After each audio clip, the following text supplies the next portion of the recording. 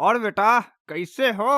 अरे वो सब छोड़ो, ये बताओ गर्लफ्रेंड है? और अगर है तो कभी सेक्स किया है? और अगर किया है तो कौन सा फ्लेवर यूज किया है, चॉकलेट या स्ट्रॉबेरी?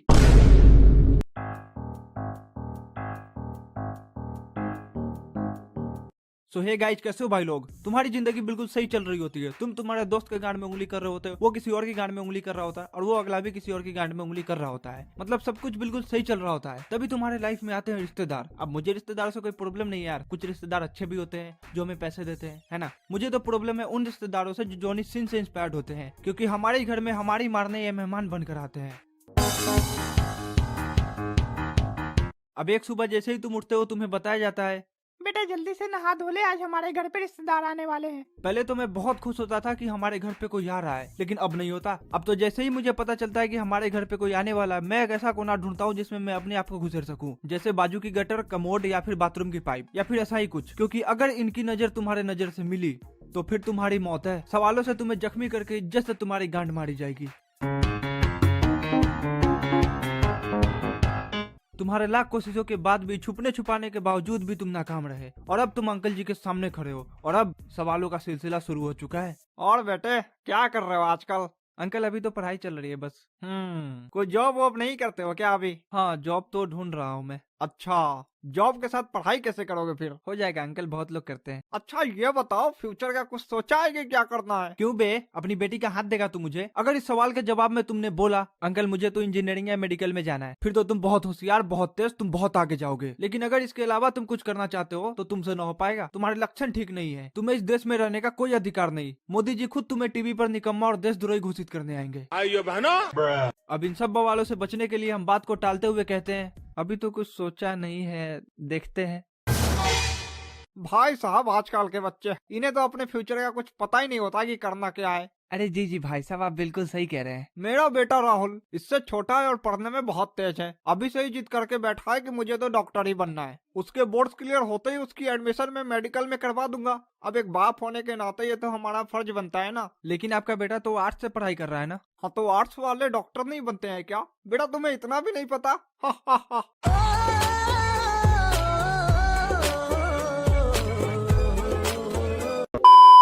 ये नमूने अपने बच्चों की बड़ाई करने के लिए जो मुंह में आए आंख बंद करके फेंकते हैं, क्योंकि इन्हें तुम्हें बस ये बताना है कि देखो देखो तुम कितने निकम्मे हो और हमारे बच्चे कितने होशियार। और असल में इन्हीं के बच्चे लौंडियाबाजी में पीएचडी करके बैठे होते हैं, चूतिए साले।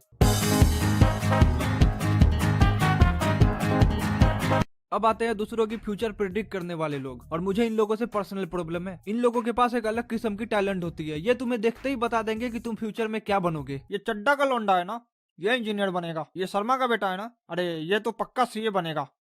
वो कैसे? अरे वो पढ़ने में बहुत होशियार है ना, इसीलिए। आपको कैसे पता? आप तो उससे कभी नहीं मिले। हाँ पर मुझे सब पता है, तुम नहीं समझोगे। और ये किसका बच्चा है? शकल से ही भिखारी हुए खानदान से लग रहा है। पर मेरे पापा तो आप ही हो। अब ये किसका बच्चा है? अबे अगर तूने मुझे कुछ भी बोला तो मैं तेरी गांड में जिंदा सरिया घुसेड़ दूंगा। अरे नहीं नहीं बेटे, तुम तो पक्का स्टार बनोगे।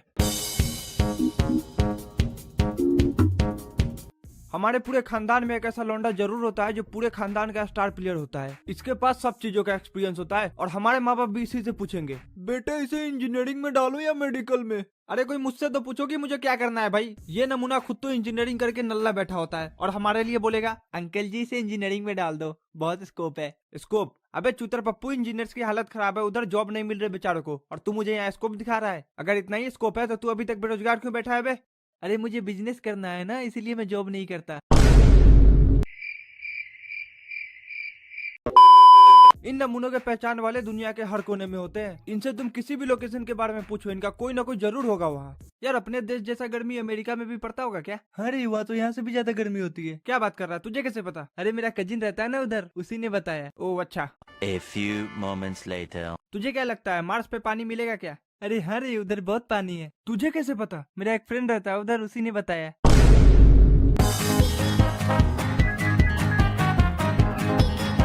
हमारे यहाँ जब भी किसी की शादी होती है तो सब लोग कुछ न कुछ काम करने में बिजी होते हैं, लेकिन वहाँ एक ऐसा नमूना जरूर होता है जिसका काम बिना बात के लोगों को जज करना और खाली पीली गुस्सा करना होता है। इनको देख के लगेगा कि इस बंदे को कितना टेंशन है, लेकिन नहीं, असल में ये दूसरों को टेंशन दे रहा होता है। सब लोग इससे परेशान हो रहे होते हैं। अरे कौन है ये? इसके माँ बाप ने इसे कोई तमीज नहीं सिखाई क्या? कैसे आधा नंगा बन के बैठा है, बिल्कुल टार्जन की औलाद लग रहा है।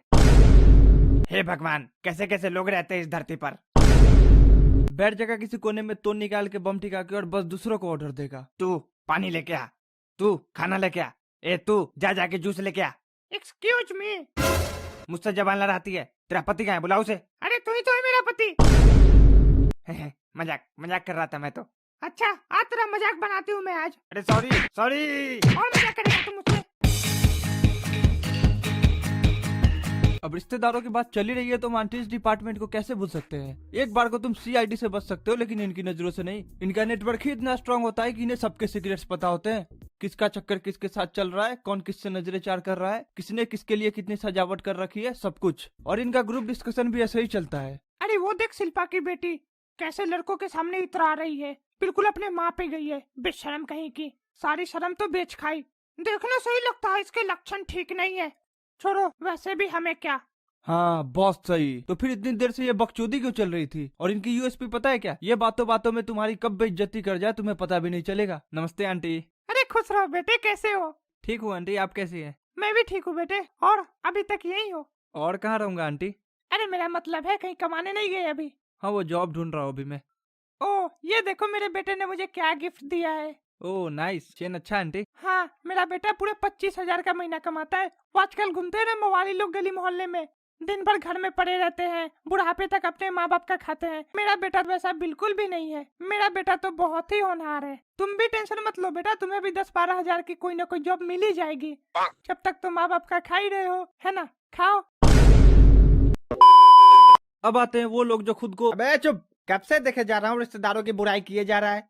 तू भी तो किसी का रिश्तेदार है, तू भी तो किसी को उंगली करता होगा। तुझे भी तो लोग गालियां दे सकते हैं, लेकिन देते हैं क्या? आया बड़ा बकचोदी करने, चूतिया। तेरी जात का बैदा मारू, रुक साले। तो यार बस आज के लिए सिर्फ इतना ही। अगर वीडियो पसंद आई हो तो प्लीज यार लाइक मारो, नए हो चैनल पे तो चैनल को सब्सक्राइब मारो। मिलते हैं फिर से किसी नए वीडियो में, तब तक के लिए बाय।